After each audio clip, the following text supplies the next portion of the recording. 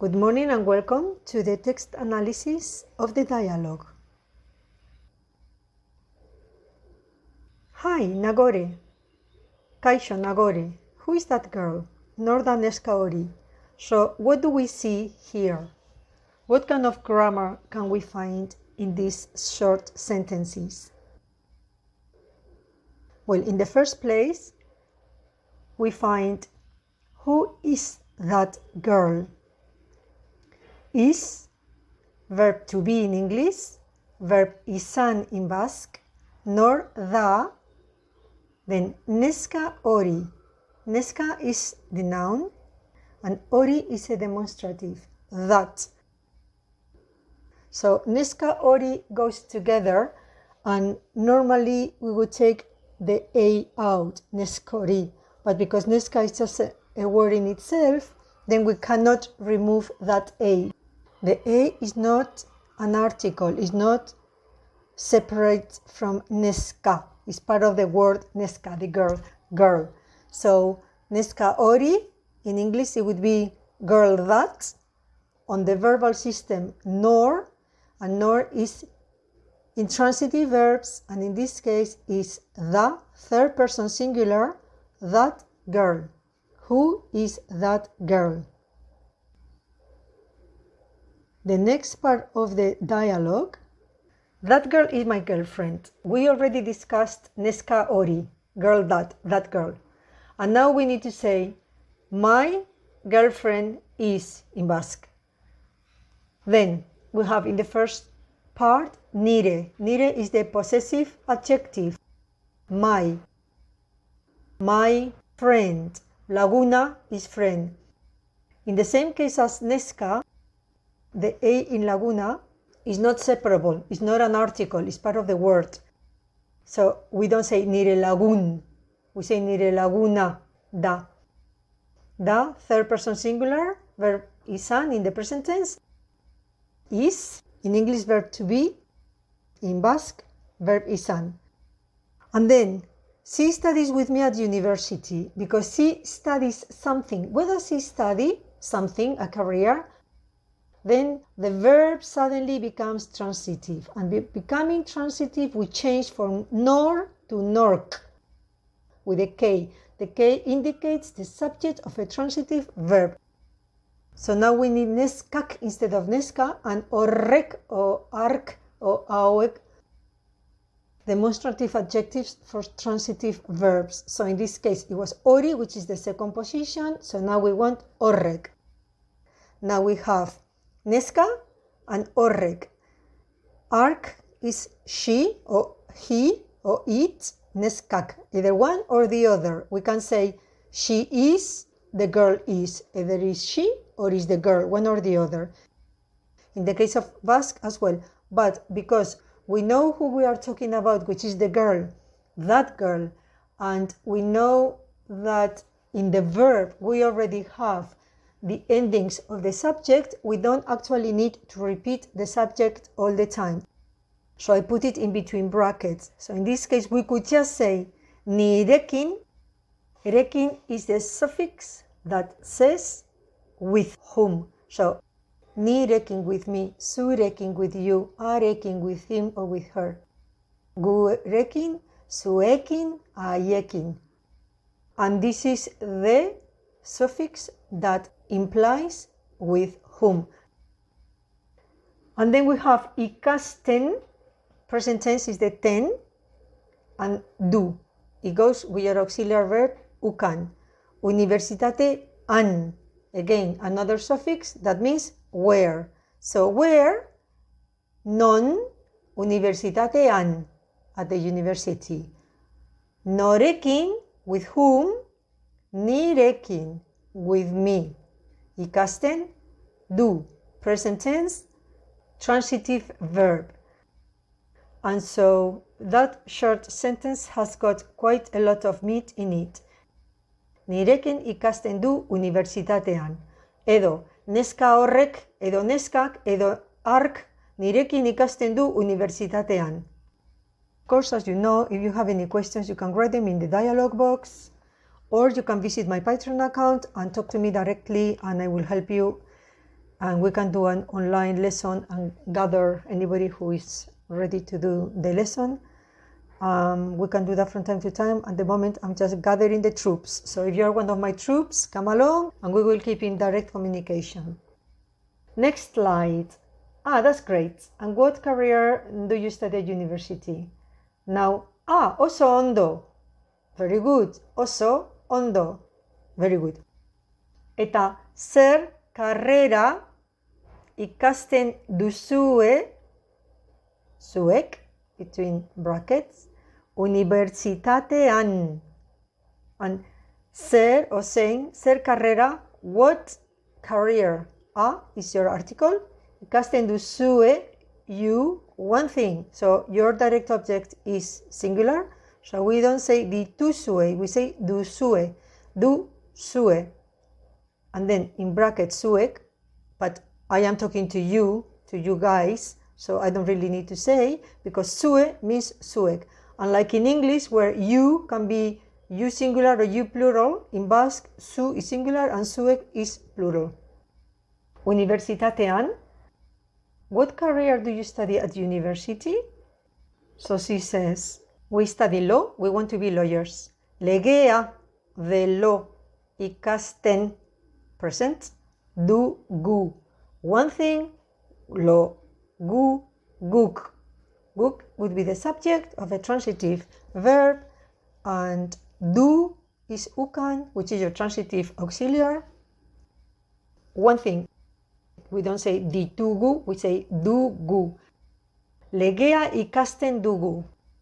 We study law, we study the law. Guk abokatu izan nahi dugu. Now, nahi means want to.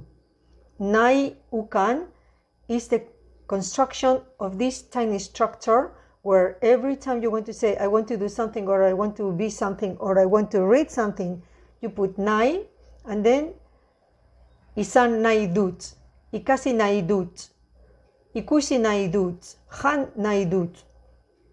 Your infinitive verb, nahi, and then your transitive verb, ukan, with the corresponding ending according to the person or the subject. In this case, guk is our subject, and dugu is the ending for the transitive auxiliary verb, which is ukan. So, guk abokatu, advocates or lawyers, izan nahi dugu, want to be. Be, want, plus auxiliary. That's how they would say it. The next slide says, oh, that's great. I like psychology. Bikaina, fantastic. Niri, another ending. So now this nori ending means to me, indirect object. Niri, and I don't need to say that because at the end I have my verb system, nor nori, which means something to me, sight. Singular, something singular to me. Otherwise it would be zaizkit if it was several things to me. I like oranges. Niri laranjak gustatzen zaizkit. I like that orange. Niri laranja hori gustatzen zait. So that sight tells me that niri is the first person singular indirect object pronoun. Psikologia, again, that's your article. Gustatzen, gustatu is to like, is the Spanish verb really. Gustatzen, and that's the ending of the present tense. And then the auxiliary verb is your nori system. So we say niri, or we don't need to say niri. Niri psikologia gustatzen zait. Oh, bikaina, psikologia gustatzen zait. Okay? On the next slide, we graduate this year, and I'll give you a couple of possibilities. Gu, and that would be our nor, and that would be our intransitive auxiliary verb izan. Aurten, this year, graduatzen gara. We are graduated, kind of translation. Or we are getting graduated, kind of idea. Or you can use your nork nor, which is your transitive verb system, you need to put a K on the subject, guk, but again, we don't need it because we already have the ending in the auxiliary verb at the end of the sentence. Aurten, and that N is like on this year. Aurten graduatu egiten dugu. It's like an highlighting. Graduatzen dugu. Graduatu egiten dugu.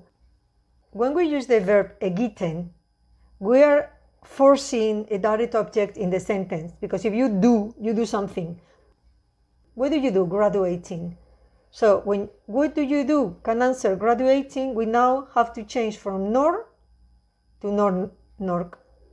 And so now we, instead of saying graduatzen gara, we say graduatu egiten dugu, and the present tense goes into the verb egiten. Graduatu becomes a noun in a way, and egiten dugu becomes the verb. So now the present needs to go into the main verb, which in this case has become egin. We can't wait to finish. I'll give you two possibilities. Benetan, in truth, really. Amaitu nahi dugu.